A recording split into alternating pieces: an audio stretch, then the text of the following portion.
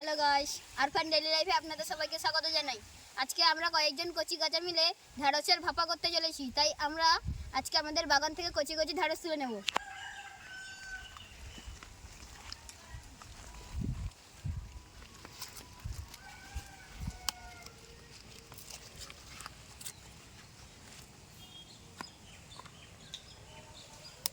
এই রেসিপির জন্য এরকম সাইজে ছোট ছোট ঢ্যাঁড়সগুলো লাগবে, তাই আমরা এরকম ছোট ছোট ঢ্যাঁড়সগুলোকে তুলে নেব।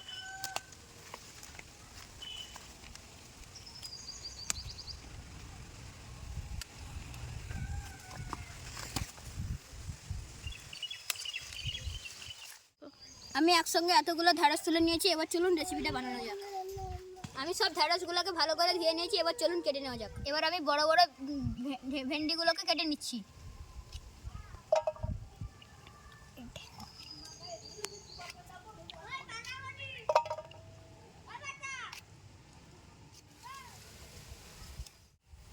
এবার আমি সমস্ত ভেন্ডিগুলোকে এই সাইজে কেটে নেব।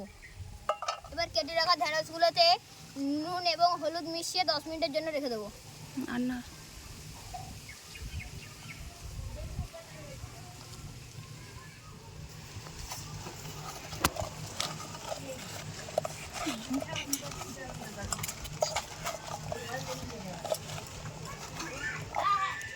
এবার আমি মশলার জন্য 2 চামচ সর্ষে, 2 চামচ পোস্ত এবং 3টে কাঁচা লঙ্কা নিয়ে নিয়েছি। এবার সবগুলোকে মিক্সি করে নেব।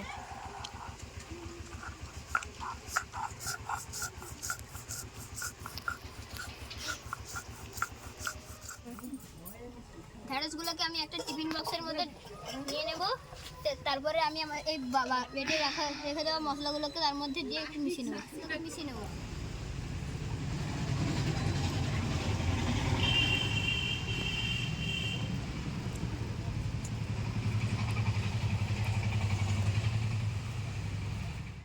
আমার মেশানো হয়ে গেছে। এবার আমি এর উপরে থেকে একটুখানি সরষের তেল আর 2টো কাঁচা লঙ্কা দিয়ে দেবো।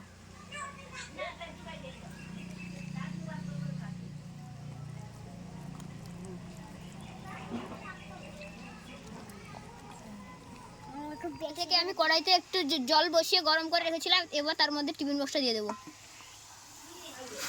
এবং টিফিন বক্সটা দিয়ে দেওয়ার পরে এই টিফিন বক্সকে 15 মিনিটের জন্য অল্প আঁচে ভাপ দিয়ে নেব। 15 মিনিট আমি ভাপিয়ে নিয়েছি। এখন খুলে দেখবো কেমন হয়েছে।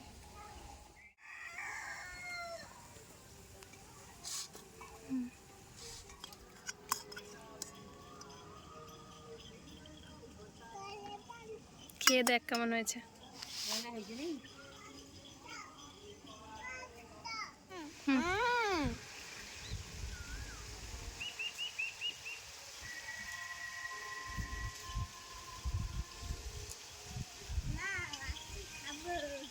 কেমন হয়েছে তোরা বল? ভালো হয়েছে। আপনাদের যদি এই ভিডিওটি ভালো লাগে তাহলে একটা করে লাইক, একটা সাবস্ক্রাইব আর একটা কমেন্ট করে আমাদের পাশে থাকবেন। আর আপনারাও বাড়িতে এরকম তরকারি রান্না করে খাবেন, খেতে খুব ভালো লাগবে। আর আপনারা দেখেই তো বুঝতে পারছেন যে তরকারিটা কেমন হয়েছে। হাত চেটে পুটে খাচ্ছি।